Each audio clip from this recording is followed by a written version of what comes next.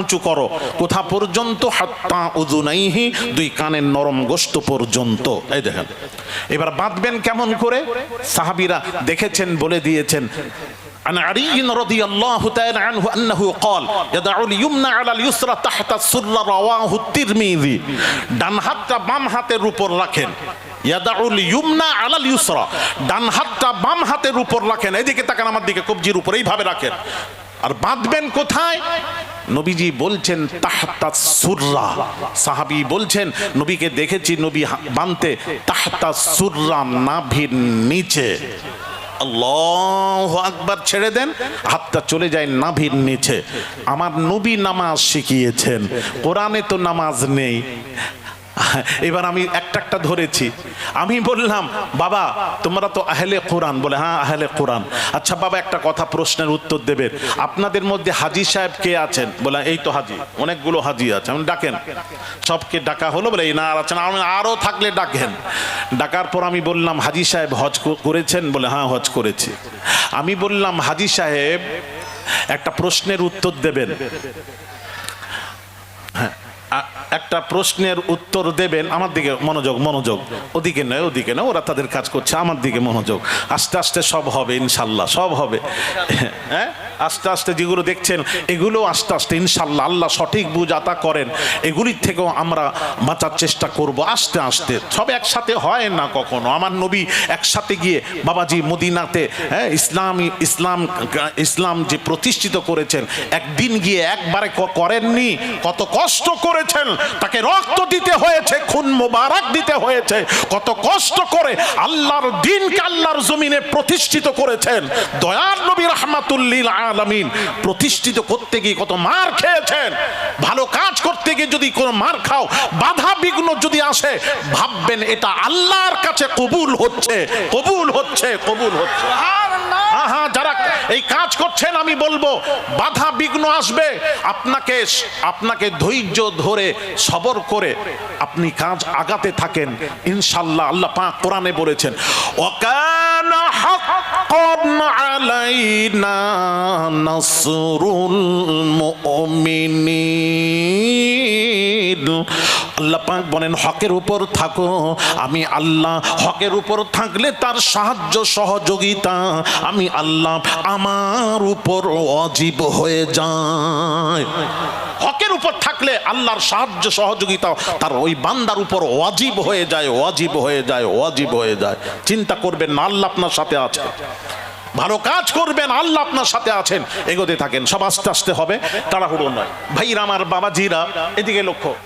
Guardian যদি ঠিক হয়ে যায় তাহলে সব ঠিক হবে। আপনারা গার্জেন যদি বলেন বাবা এখানে যাবে না, মেলা ঠেলা, হ্যাঁ মেলায় যাবে না, সব ছেলেরা যাবে না, ওই রকম গার্জেন হন, গার্জেন হন, গার্জেন হওয়ার মতন হন। আসলে আমরা আস্তে আস্তে হবে ইনশাল্লাহ হবে। আমরা গার্জেনের মতো গার্জেনও নেই। যদি হতাম তাহলে আমরা ভালোটা বুঝতাম, খারাপটা নিতাম না। ঠিক কিনা জোরে বলুন। হ্যাঁ, একটু বোঝার চেষ্টা করুন। আমি আমার ঘরটাকে ঠিক করি, আপনি আপনার ঘরটাকে ঠিক করেন।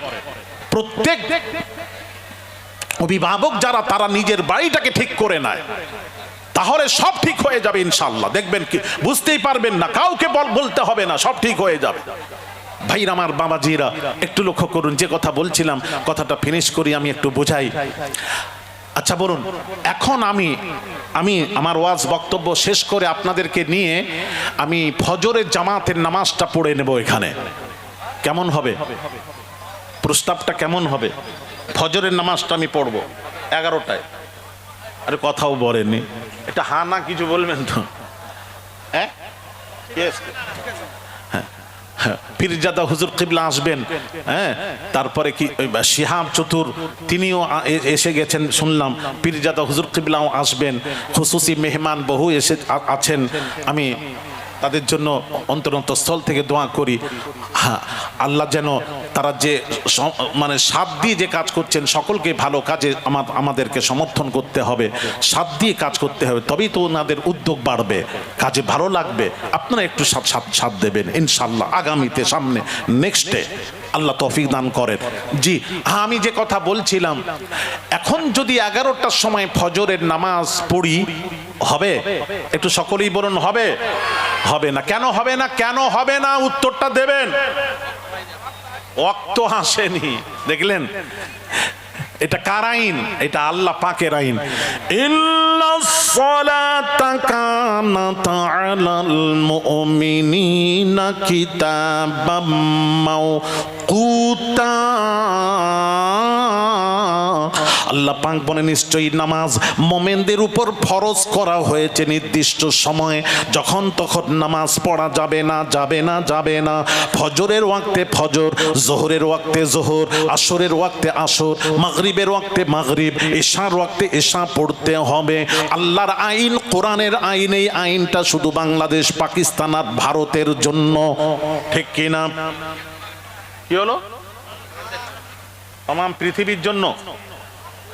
হ্যাঁ, এই হাজী সাহেব এখানে কে কে আছে? হাজী সাহেব, ওই তো হাজী সাহেব। আর তুমি তো নয়। হ্যাঁ, ও আঙুল দেখাচ্ছে ওইখানে, উনি নয়। হাজী সব মনে আছেন, উনিও হাজী সাহেব। হ্যাঁ, হাজী সাহেব तमाम পৃথিবীর জন্য এই আইন। মাশাআল্লাহ, আমরা যখন হজে গেছি, আল্লাহর আইন হবে পৃথিবীর সব জায়গার জন্য। আমরা যখন হজে গেলাম, পুরো রাস্তায় ওয়াক্তে নামাজ পড়তে পড়তে গেলাম। দমদম থেকে শুরু করে নিয়ে পুরো রাস্তায় ওয়াক্তে নামাজ পড়তে হবে, কারণ ওয়াক্ত হলো নামাজের মধ্যে ফরজ। ফরজ ফরজ ফরজ ছাড়লে নামাজ হয় না। তবে মা বোনেদের একটা ভুল করে থাকেন। মা বোনেরা ফজরের উজু টুজু করে আগে ঘুম থেকে উঠে তাহাজ্জুদ পড়ে চুপ করে বসে থাকে। ফজরের আজান হয়নি, আজানের অপেক্ষা করে। আজান না হলে ফজরের নিয়ত তার মা বোনেরা করে না। আমি মা বোনেদের উদ্দেশ্যে বলবো, মা বোনেরা, নামাজের জন্য আজান শর্ত নয়। নামাজের জন্য আজান শর্ত নয়। আজান হলো নামাজের ডাক। আজান হলো নামাজের ডাক। নামাজের শর্ত আজান নয়, নামাজের শর্ত হলো ওয়াক্ত হওয়া। আমি মা বোনেদের উদ্দেশ্যে বলবো, ওয়াক্ত তো আগে হয়ে যায় আর মসজিদে আজান হয় দেরি করে। তাহলে ওয়াক্ত যদি এসে যায়, মা বোনেরা নামাজ পড়ে নিতে পারেন, আজানের দিকে লক্ষ্য করার দরকার নেই। আমি আশা করি বোঝাতে পেরেছি। আজান দেখবেন না, ওয়াক্ত হলে নামাজ পড়তে পারবেন। মা বোনেদের উদ্দেশ্যে বলছি। ভাইয়ার আমার, বাবাজিরা, আমরা যখন হজে গেলাম, হজ পাকে গেলাম, ভাইরা আমার, জিদ্দায় নেমে ওয়াক্তে নামাজ পড়লাম। জিদ্দা থেকে মদিনা শরীফে নিয়ে যাওয়া হলো। মদিনা শরীফে, হারাম শরীফে বাবা, মসজিদুন নববীতে ওয়াক্তে ফজরের ওয়াক্তে ফজর, জোহরের ওয়াক্তে জোহর, আসরের ওয়াক্তে আসর, মাগরিবের ওয়াক্তে মাগরিব, এশার ওয়াক্তে এশা পড়লাম। ওখান থেকে বাবা রাস্তায় মদিনায়, মক্কায় এলাম, রাস্তায় ওয়াক্তে নামাজ পড়লাম। মক্কা শরীফে এসে বাবাজি ওয়াক্তে হারামে, হারাম শরীফে ওয়াক্তে নামাজ পড়লাম। এইবার মিনাতে নিয়ে যাবে হজের সময় 7ই জিলহিজ্জা। বাবাজি এশার নামাজ পড়ে, বাবাজি এশার নামাজ পড়ে সমস্ত হাজিদেরকে মিনাতে নিয়ে যাওয়া হয়। মিনাতে নিয়ে যাওয়া হয়। মিনাতে গিয়ে 8ই জিলহিজ্জা ফজরের ওয়াক্তে ফজর, একটু মনোযোগ দেবেন, জোহরের ওয়াক্তে জোহর, আসরের ওয়াক্তে আসর, মাগরিবের ওয়াক্তে মাগরিব, এশার ওয়াক্তে এশা পড়বেন। ইমাম হানাফি মাযহাব মোতাবেক, হানাফি মাসলাক মোতাবেক আপনাকে 9ই জিলহিজ্জা ওই মিনাতে ফজরের নামাজ পড়ে আরাফার ময়দানে যাবেন। আরাফার ময়দানে যখন যাবেন, আরাফার ময়দানে গিয়ে জোহরের ওয়াক্তে তাঁবুতে আজান দিয়ে আমরা জোহরের ওয়াক্তে জোহরের নামাজ পড়েছি। শুনবেন ভালো করে, হাজী সাহেবরা, জোহরের ওয়াক্তে জোহরের নামাজ পড়েছি। আচ্ছা বাবাজি, আসরের ওয়াক্তে আজান দিয়ে আমরা তাঁবুতে আসরের ওয়াক্তে আসরের নামাজ বা জামাত পড়লাম। এইবার মাগরিবের নামাজটা আরাফার ময়দানে হাজী সাহেব পড়েছিলেন। পড়েননি? কোথায় পড়েছিলেন? দেখেন এখন মুজদালিফায়। ওটা মাগরিবের ওয়াক্তে পড়েছিলে তো? হ্যাঁ, এশার ওয়াক্তে বলছে, মুজদালিফা গিয়ে এশার ওয়াক্তে পড়েছি। ওটা কোন আইন? কেন পড়লে? কোরআন বলছে ওয়াক্ত ছাড়া নামাজ হবে না। তাহলে আরাফার ময়দানে মাগরিবের ওয়াক্তে না পড়ে ওই মাগরিবের নামাজটা মুজদালিফায় এশার ওয়াক্তে কেন পড়লেন? কোরআনের খেলাফ কাজ করলেন কেন? কেন? কেন? উত্তর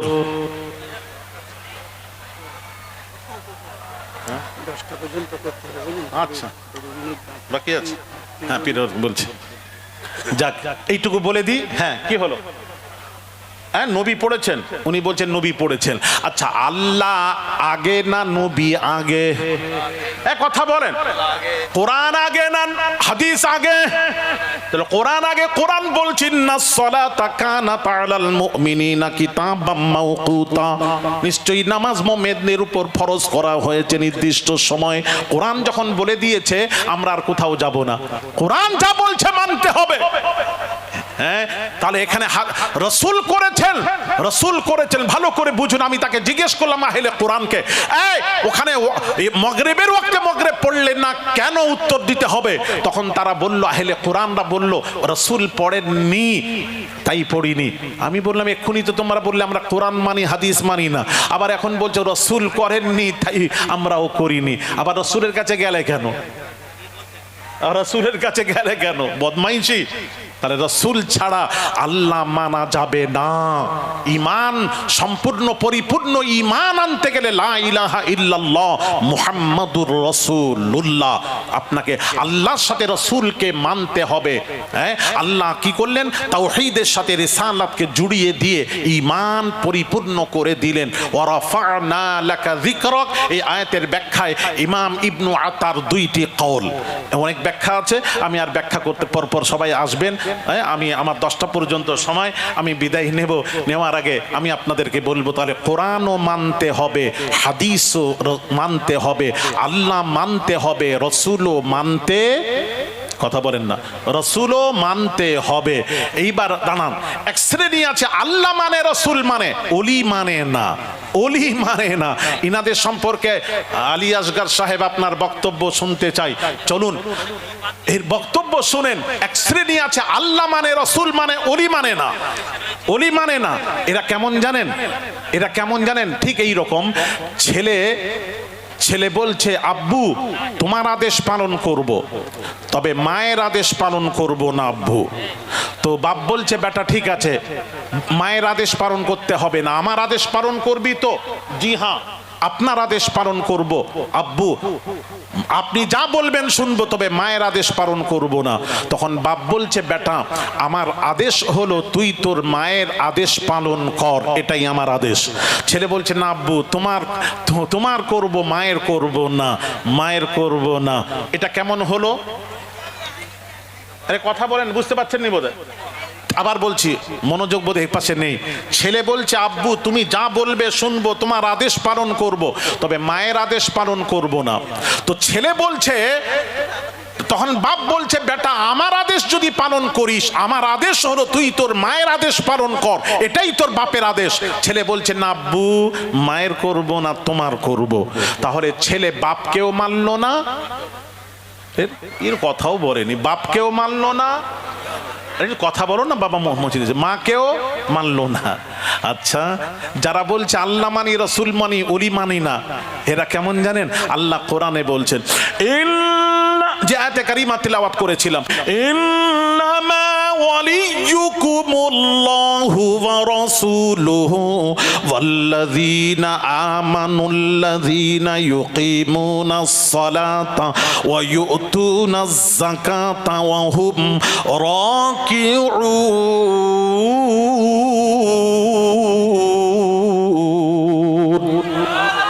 আল্লাহ পাক কোরআন পাকে ঘোষণা করেন, ইন বান্দারে ইন্নামা ওয়ালিয়ুকুমুল্লাহ, ওরে বান্দারে আমি আল্লাহ তোদের ওলি, আমি বান্দাদের ওলি, আমি তোদের ওলি। ওয়া রাসূলুহু, আল্লাহ বলছেন রাসূলও হলেন তোদের ওলি। ওয়াল্লাযীনা আমানু, ঈমানদার যারা কামেল মুমিন তারাও হলো আল্লাহর ওলি। আলা ইন্না আউলিয়া আল্লাহ, আল্লাহর ওলিরাও আল্লাহর ওলি। তাহলে 3 শ্রেণীর ওলি, ভালো করে শুনুন, 3 শ্রেণীর ওলি, আল্লাহ ওলি, রসুল ওলি, ওলিরাও আল্লাহর ওলি। আল্লাহ পাক বলছেন আল্লাযীনা ইউকিমুনাস সালাতা ওয়া ইউতুনাজ যাকাতা ওয়া হুম রাকিউন, তোমরা নামাজ রোজার সাথে সাথে যদি ওয়া মাইয়াতাওয়াল্লাল্লাহ, আল্লাহকে ওলি মানো, ওয়া রাসূলাহু, তার রাসূলকে যদি ওলি মানো, ওয়াল্লাযীনা আমানু, ঈমানদার যারা কামেল মুমিন যারা আল্লাহর ওলি, যারা ওলি অলিদেরকেও অলি মেনে নামাজ রোজা যারা করো, আল্লাহ পাক বলছেন ফাইন্না হিজবাল্লাহি হুমুল গালিবুন।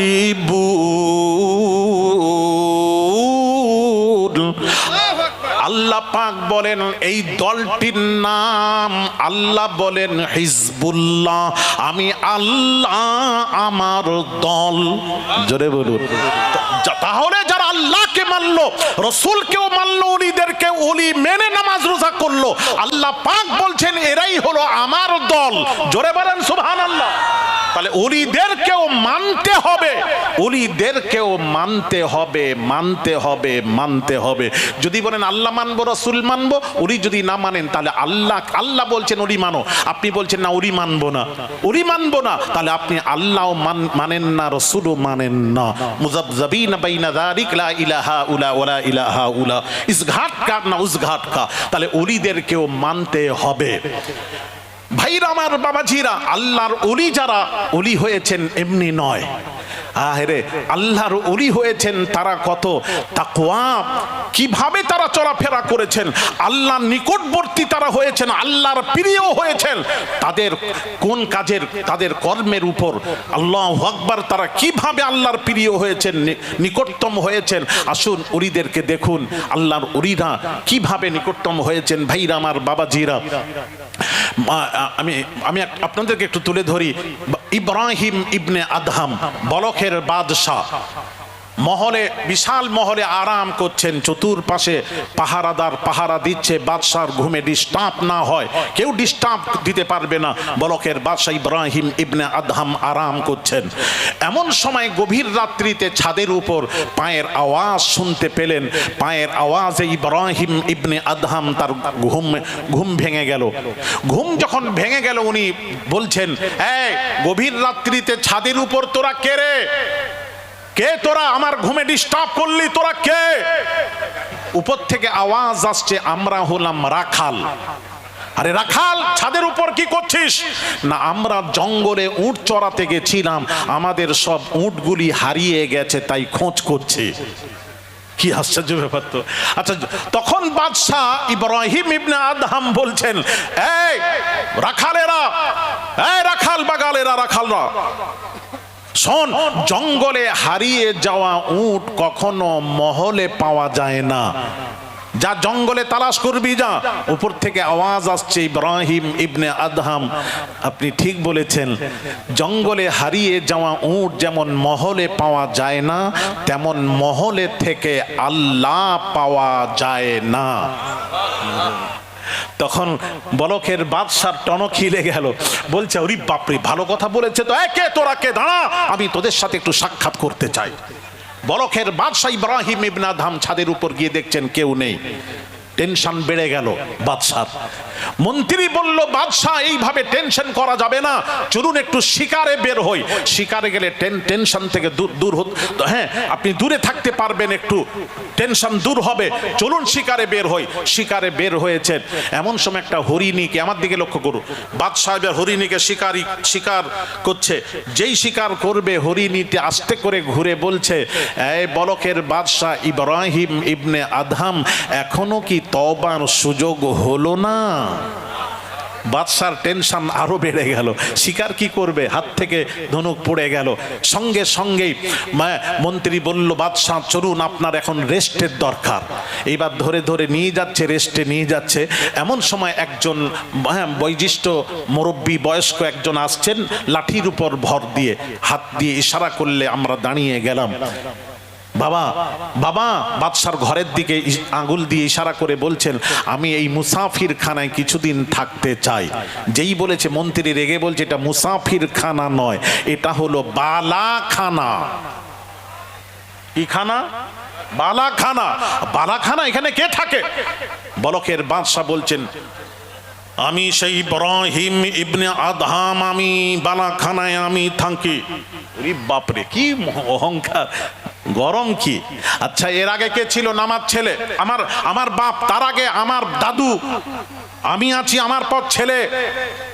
তখন ওই বয়স্ক লাঠির উপর ভর দিয়ে যিনি দাঁড়িয়েছিলেন তিনি বলছেন, বাদশাহ, যেখানে মানুষ হামেশা থাকে না সেটা কখনো বালাখানা হতে পারে না, সেটাই হয় মুসাফিরখানা। হায় হায়, বাদশা আরো টনকি লেগে যায়, রাত ঘুম হারাম হয়ে যায়। তখন বলকের বাদশাহ ইব্রাহিম ইবনে আদহাম দুনিয়াকে তালাক দিলেন, দুনিয়াকে তালাক দিলেন। হুব্বুদ দুনিয়ার মোহাব্বত ছাড়েন। আল্লাহর ওলিরা দুনিয়ার মোহাব্বত ছেড়ে ওলি হয়েছে, এত সোজা নয়, পাগলামো নয়। আপনি ওলি হতে চান, ওলিকে ভালোবাসতে চান, ওলির অনুকরণ করতে হবে আপনাকে। ভাইরা আমার, বাবাজিরা, আল্লাহর ওলি ইব্রাহিম ইবনে আদহাম তখন দুনিয়া তালাক দিয়ে বের হয়ে গেলেন জঙ্গলে। জঙ্গলে গিয়ে ইবাদত করছেন, ইবাদত করছেন, ইবাদত করছেন, ইবাদত করছেন। দীর্ঘদিন ইবাদত করার পর একদিন বরকের বাদশাহ ইব্রাহিম ইবনে আদহাম একটা সমুদ্রের কিনারায় চুপ করে বসে বসে ছেঁড়া কম্বল সেলাই করছেন।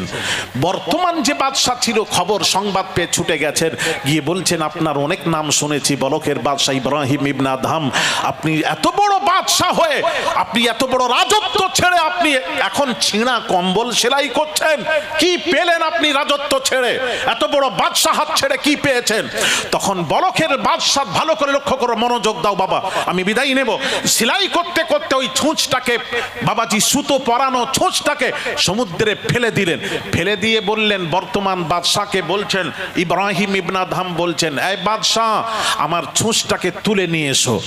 বর্তমান বাদশাহ ডুবুরি দিকে ডাকলেন, যাও ছুঁচটাকে তুলে নিয়ে এসো। ডুবুরি ডুবে উঠে বলছেন, বাদশাহ, ওই সমুদ্রে ফেলে দেওয়া ছুঁচ তোলা সম্ভব নয়, সম্ভব নয়, সম্ভব নয়। তখন ইব্রাহিম ইবনে আদহাম বলছেন, বাদশাহ, তুমি বর্তমান বাদশাকে লক্ষ্য করে বলছেন, তুমি বাদশাহী করছো, একটা ছুঁচ তোলার ক্ষমতা তোমার নেই, এই বাদশাহী করছো। আমি বাদশাহাত ছেড়ে দিয়ে জঙ্গলে গিয়ে কি পেয়েছি দেখবে? তোমার দৌড় যেখানে শেষ হয় আমার ওখান থেকে শুরু হয়, আমার শুরু হয়। এবার বলার পর বরকের বাদশাহ ইব্রাহিম ইবনে আদহাম সমুদ্রের মাছকে বলছেন, এই মাছ, ছুঁচগুলোকে তুলে নিয়ে আয়। যে যার মাছ ডুব মারলো, ছুঁচ মুখে করে নিয়ে ভেসে উঠলো। বরকের বাদশাহ বলছেন, ওই ছুঁচ নয়, ওই সোনা চাঁদির ছুঁচ ওগুলো নয়, আমি যেটা সুতো পরানো যে ছুঁচটা ফেলেছি ওটা তুলে নিয়ে আয়। একটা বড় মাছ ডুব মারলো, সাথে সাথেই ওই পরানো সুতো পরানো সেই ছুঁচটা, যে ছুঁচ দিয়ে সেলাই করছিলেন, ওই ছুঁচটা মুখে নিয়ে ভেসে উঠলে ইব্রাহিম ইবনে আদহাম মুখ থেকে নিয়ে বর্তমান বাদশাকে দিয়ে বলছেন, এটাই সেই ছুঁচ যেটা ফেললাম? বলে, হ্যাঁ, এটাই সেই ছুঁচ। জোরে বলুন নারে তাকবীর, নারে তাকবীর।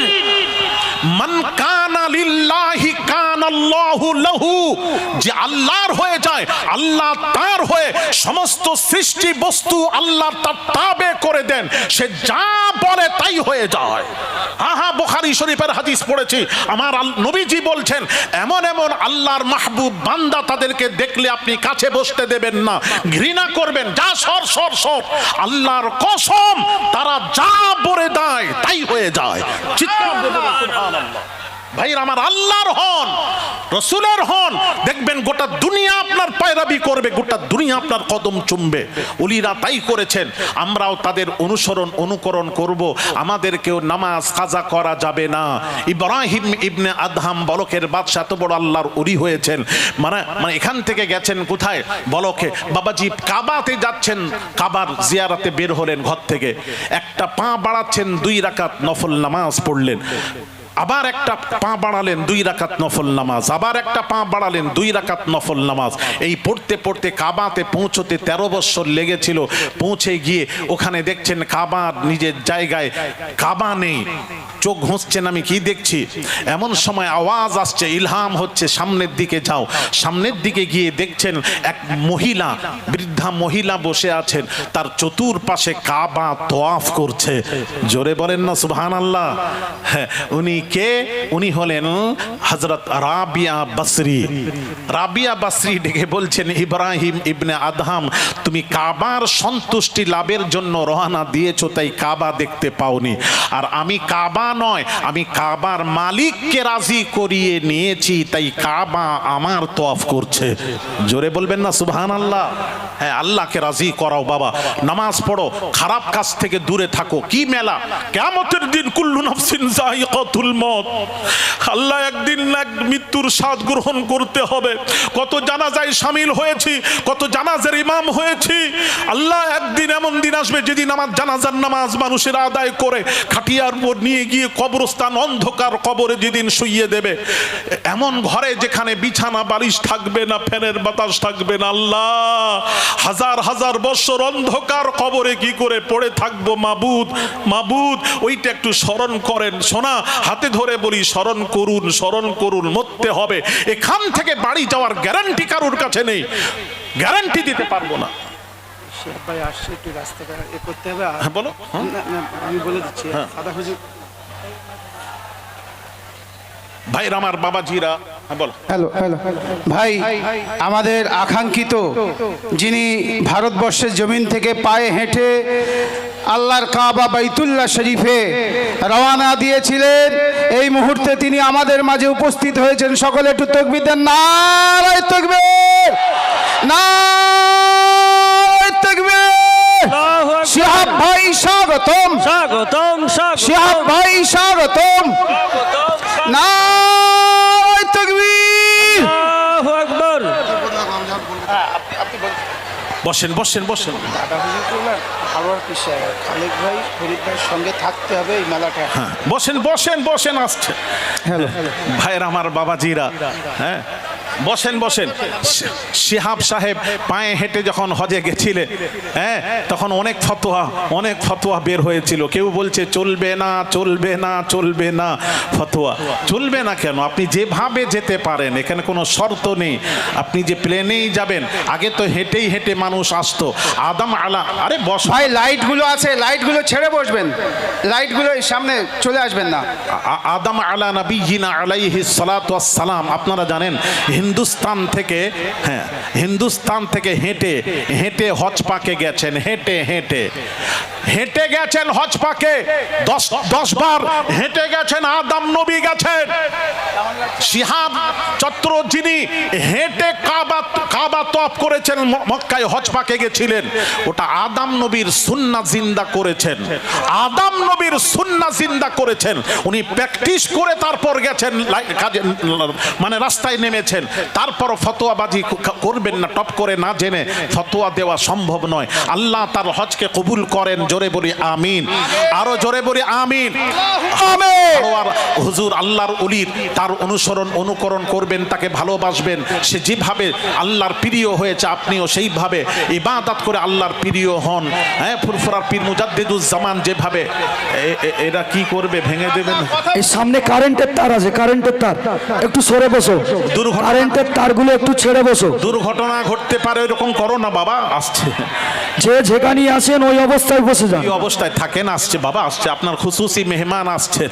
বাবাজি, তার সাথে দেখা হবে ইনশাআল্লাহ। বাবাজি, তো বাবাজি আমি বলবো, আমি আব্দুল খালেক সাহেব এবং বাবাজি ফরিদ জামাদার সাহেবকে বলবো, আরও তার সঙ্গে সাথী যারা আছেন তাদেরকে বলবো, প্রতি বছর এই প্রতিষ্ঠান যেন কায়েম থাকেন কিয়ামত পর্যন্ত।